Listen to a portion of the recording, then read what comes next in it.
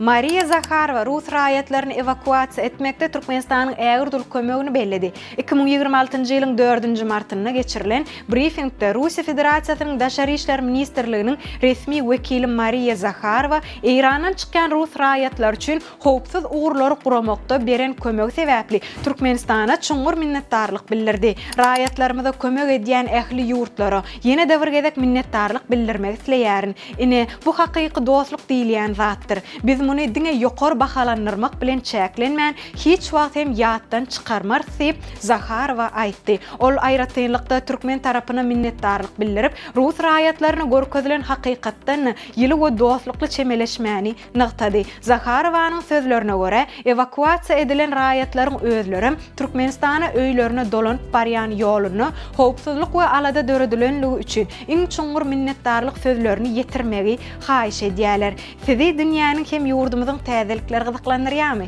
Onu Türkmen portal bilen galyň. Bize agza bolmaklygym unutmaň.